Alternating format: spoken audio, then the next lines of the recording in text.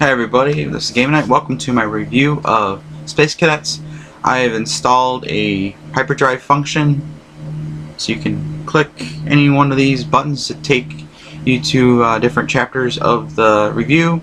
Otherwise, you can sit back and enjoy the whole thing. So, it's up to you.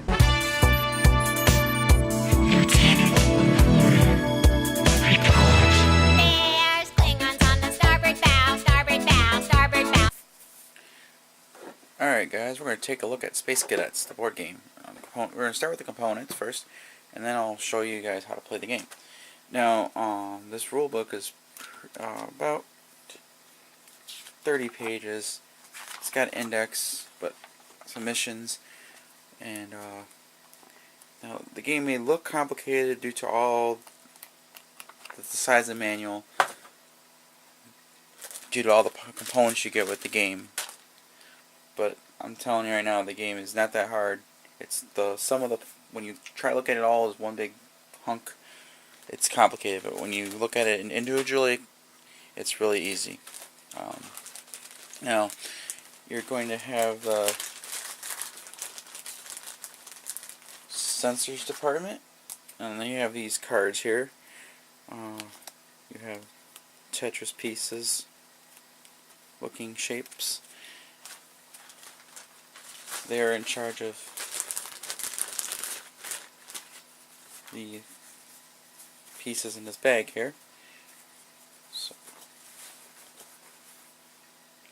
and that's just to give you an idea.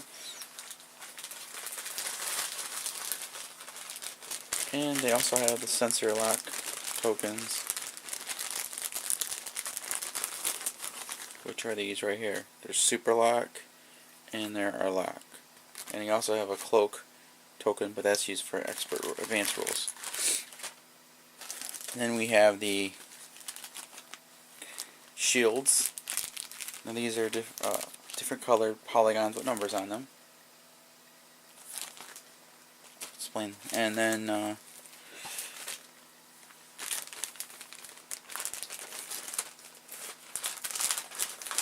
we have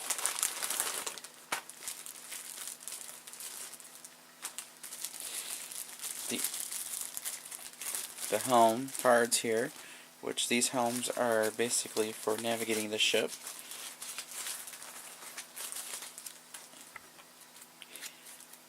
And you have your standard ones, the yellow,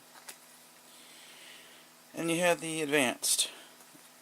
You can use now the advanced ones you always have, no matter what, but they can damage your ship.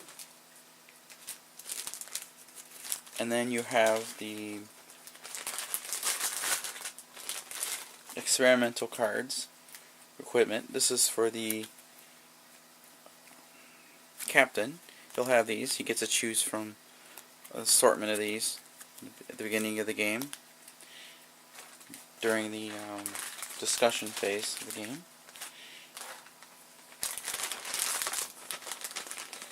And then you have the energy, the core,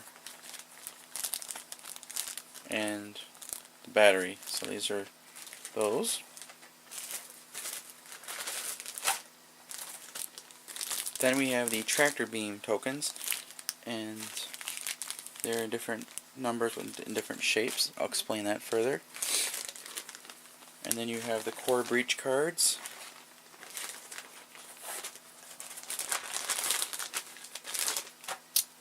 And the core repair cards. These are what the core repair cards look like, and the core breach cards look like that. So that's those.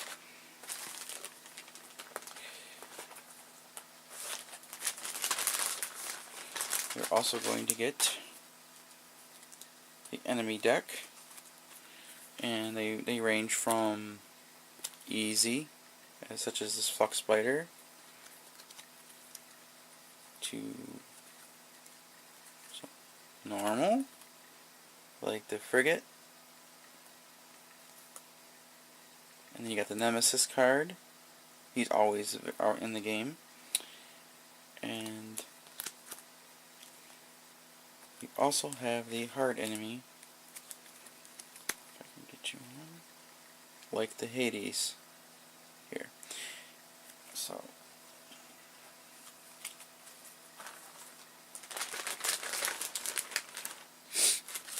then we have the engineering puzzle tokens, and they basically are tokens with one full symbol and some halves, and you're supposed to match those up.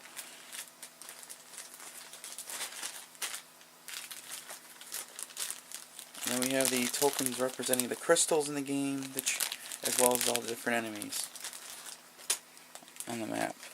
And then we have the damage tokens. They're double-sided, and the nemesis token.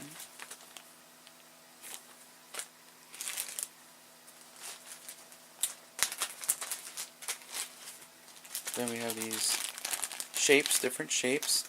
This is and a little disc here.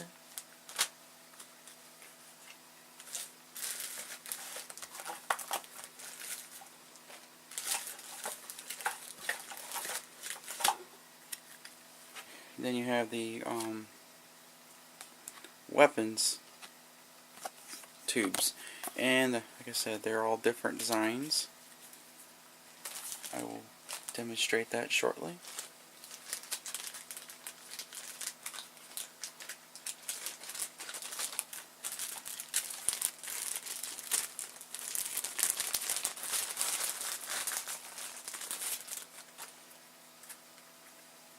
And then we have the jump cards. These are used for the jump drive, and they're all different kinds. They do different things.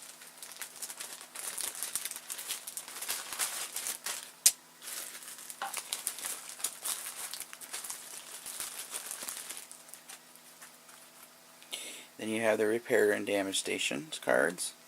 This shows the card is repaired. They have all kinds of different ones. They got this one, automatically will damage you. This one has a chance of damaging you or healing you, depending on what you roll. So doing these repairs are kind of. And then each deck has each side of the ship. You can get stuff like warp coupling, blink not allowed, absorb one energy assigned to a jump. So as you're getting damage in a ship, not only you take possibly damaging your ship, but you also take risk of losing special abilities throughout the game. This is structured. It means no effect, but it means it's one less hit you can take before you're going to get core breach.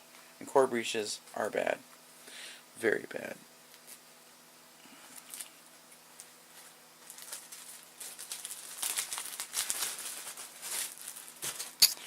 Then we have a timer, 30 seconds on both sides.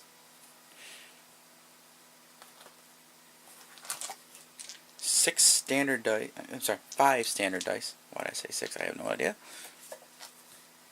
And then you have these tiles here. They're double-sided. And there are ways to randomize these, because it doesn't matter what side you use, but you're not supposed to know what it is. You always draw from the bottom, and I have a way to randomize it so that it's even more random for those that are interested.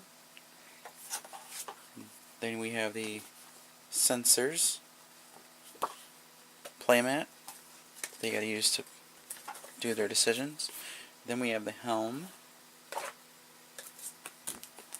We have the shields playmat, the damage and repair mat, the torpedo trajectory board, the jump drives playboard, the tractor beam playboard,